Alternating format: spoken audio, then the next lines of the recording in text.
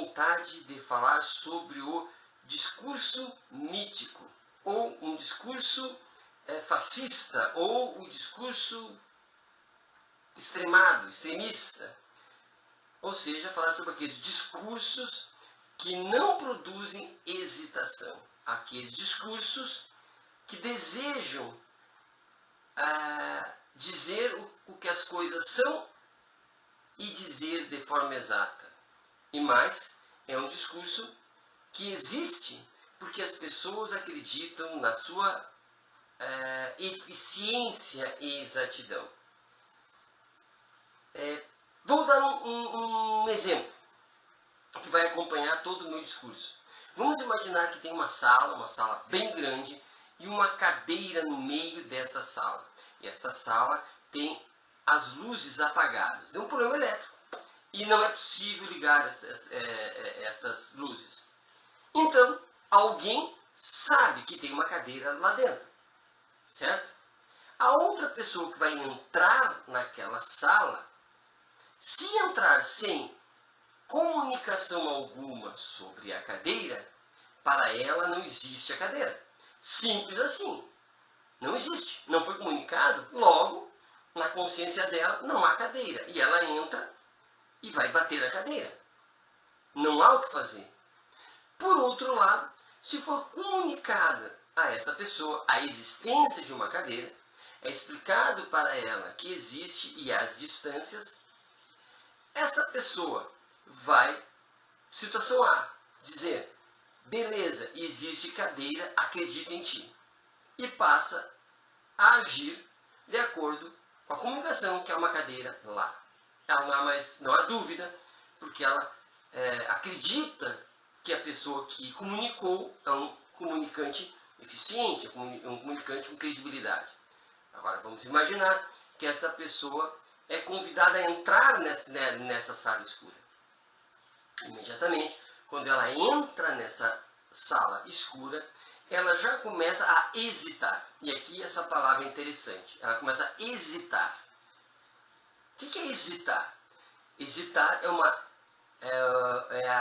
é um distanciamento entre o discurso e a crença na realidade desse discurso. Ela hesita. E quando hesita, é um espaço que se abre para ela se questionar. Veja, ela tinha certeza antes, não questionou. Agora ela passa a questionar a comunicação. A que distância está mesmo essa cadeira? Foi medido de forma eficiente? Como foi medido? Quem mediu? Que tamanho é essa cadeira? Ela pode machucar? Ela é simplesmente pequena e de rodinha e eu encosto nela e ela anda. Existe uma cadeira ou mais que uma? Percebe? E eu não consigo imaginar mais quantas perguntas essa pessoa no escuro, na insegurança, vai passar a se fazer. Então, portanto, essa hesitância acaba abrindo uma janela de aprendizagem. Ela está aberta para informações novas. Vejam a diferença da situação fora da sala e a situação dentro da sala. Podemos imaginar uma outra situação ainda.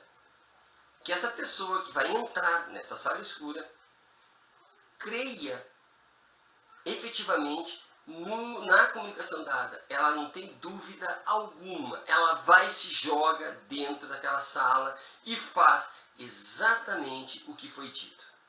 Percebam que ela corre o risco de bater na cadeira e se machucar. Por quê? Porque mesmo existindo a cadeira, ela não está se questionando como os ruídos, as diferenças da realidade em relação à comunicação desta realidade.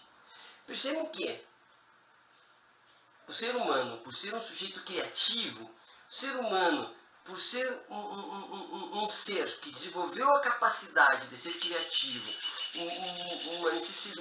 uma capacidade de ser criativo e inventivo, ele acaba muito mais vinculado a perguntas do que às respostas. Portanto, ele é criativo, inclusive na situação de comunicar algo. Percebam que uma certeza que eu posso ter é que não há certezas na área das humanas, na área das relações entre as pessoas. Por quê? Porque as pessoas, como eu disse, não são dadas a resposta. Não são dadas naturalmente à exatidão. Elas são dadas à pergunta, à curiosidade. Portanto, esse discurso mítico, ele é um discurso que evita a hesitação. Esse é um discurso que vai contra essa possibilidade humana de ser criativo.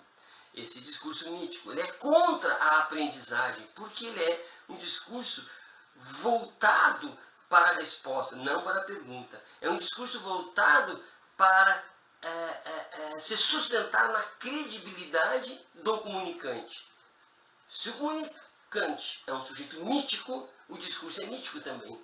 Se o comunicante, eu creio que ele diz a verdade, o que ele vai dizer é a verdade. Ou seja, eu acredito, eu me esforço para crer que o sujeito que me falou da cadeira sabe exatamente da cadeira, sabe exatamente as distâncias, sabe exatamente tudo o que eu preciso saber. E, portanto, eu não preciso mais pesquisar, não preciso mais ficar curioso. Posso me acalmar e entrar na escuridão acreditando em quem já viu antes o que eu deveria ter visto. Ele já viu antes, já comunicou antes, ele já criou a verdade antes e ela me entrega. Não é para eu ter dúvidas nem hesitações mais.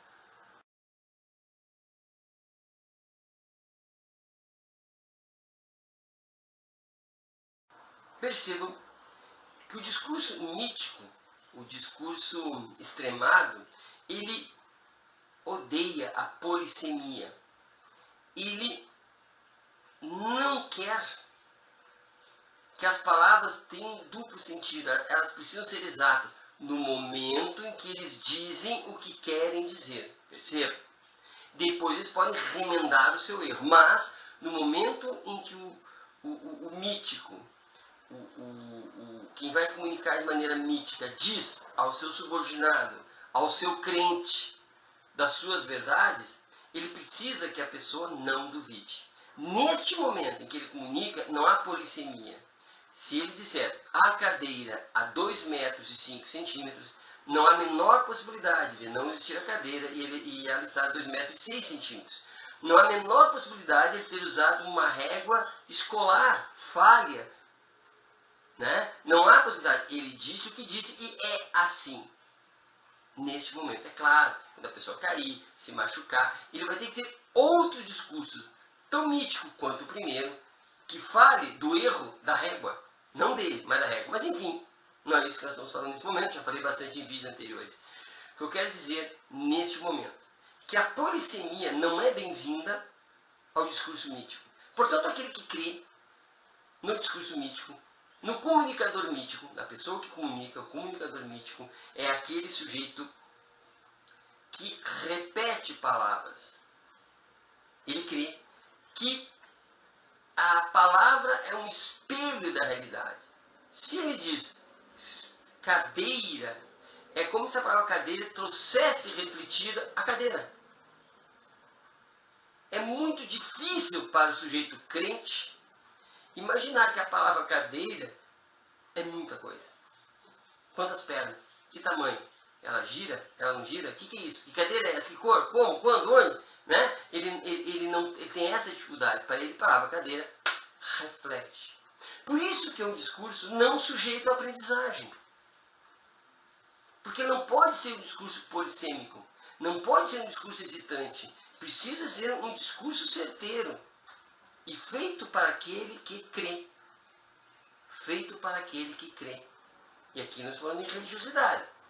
Em religião especificamente. Mas que crê no sujeito mítico que faz o discurso mítico que não é polissêmico. Portanto, discutir, trocar ideias com um sujeito que crê no discurso mítico, um sujeito que crê no falante mítico que fez o discurso sobre a cadeira, é muito difícil. E por quê? Porque ele não hesita, ele não tem dúvida, ele não quer a pergunta, ele quer só a resposta. Ele é um sujeito que vai bater na cadeira, vai cair lá dentro e vai ficar perdido no escuro. Mas isso só vai acontecer quando ele tropeçar na cadeira. Se ele nunca tiver experiência da realidade, se nunca tiver a experiência de entrar na sala escura com uma cadeira lá, ele vai repetir a vida inteira a mesma informação. Portanto, tentemos ficarmos atentos para não cairmos no discurso mítico. Porque se cairmos, vai ser muito difícil sair, porque a aprendizagem fica do lado de fora quando o discurso mítico entra na nossa consciência. Certo? Abraço e até a próxima.